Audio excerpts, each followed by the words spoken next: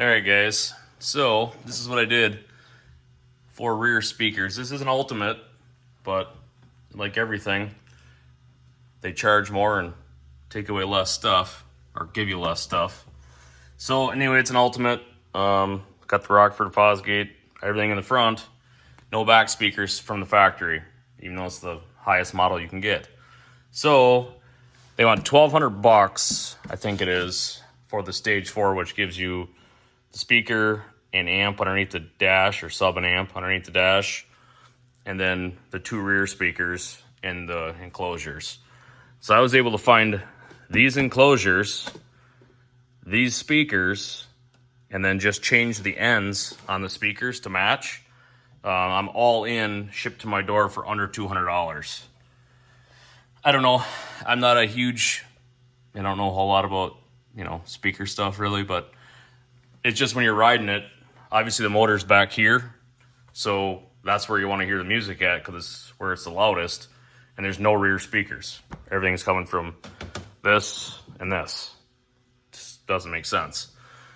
So I figured for under $200, or just under $200, why the heck not? So anyway, you just screw the speaker into the enclosure, screw the enclosure down, and voila. So they should be the same enclosure that Polaris would sell you. It's an actual Polaris number, so it's the one that fits there. Fits in the little notch in the bottom. I mean, it's exactly the same as the last one I did with the Polaris Stage 4. So, should be good to go. Added a fire extinguisher on the roll bar, because you can't be too safe. So, whips, fire extinguisher, rear boxes. Got the two, I think it's a 42 and a 72 or something like that, quart boxes. So lots of storage now. I got a ton of stuff in here. This one's already full to the top, basically. Toe straps and clevises and survival gear and whatever else you might need out there. Tire plug kits, another fire extinguisher. I have, what else do I have coming for this? I got front and back window. The back one's here. Front bumper, rear bumper. I got Inferno heater.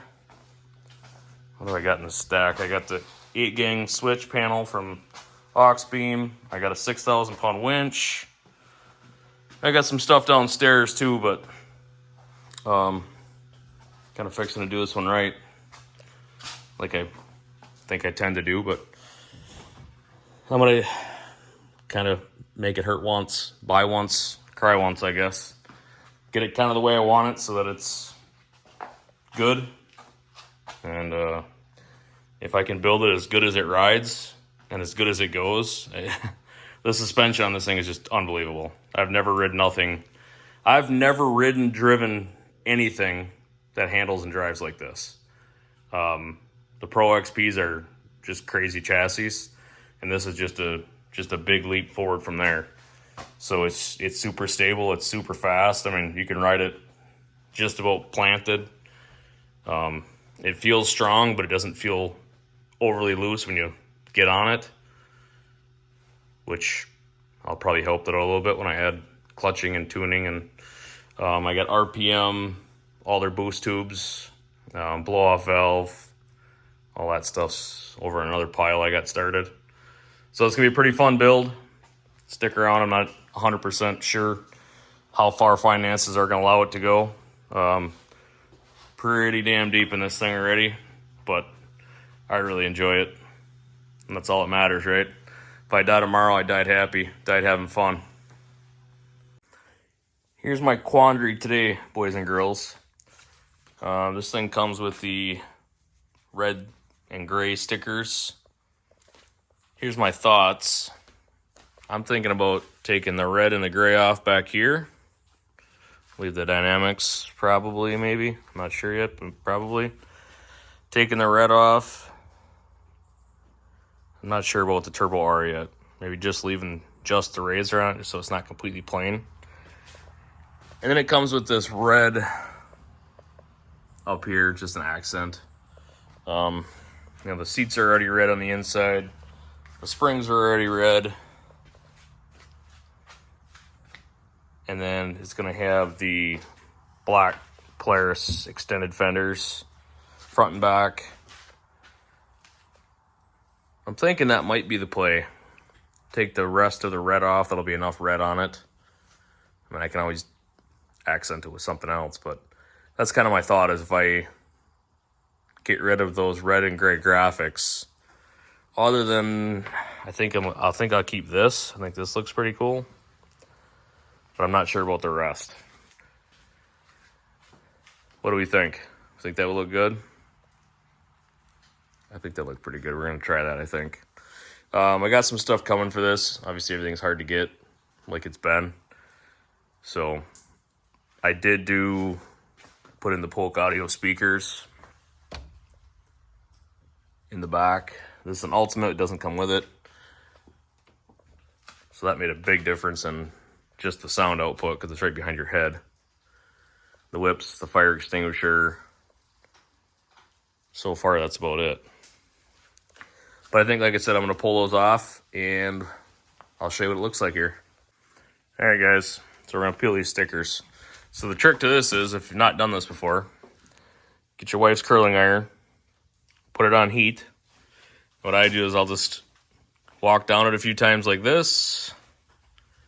You don't want it hot. You just want it warm.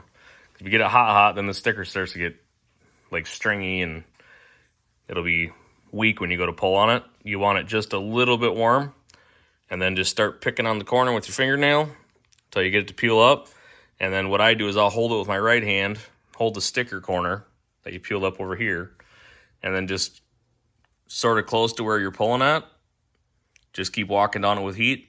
It'll peel right up, and a little bit of Goo Gone for any residual, but usually they come off pretty darn clean. So I'll show you what it's gonna look like on this side. Anyway, here's the before, red and gray, and then we'll peel it. All right, just a couple of minutes. We got those stickers pulled off. The red and gray up on the back fender. The red on the bottom of the door. And the red up on the hood is gone.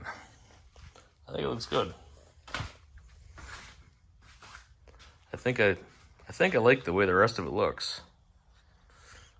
Hard to say. It's rainy and crappy out today, so be no taking it outside at this exact point in time.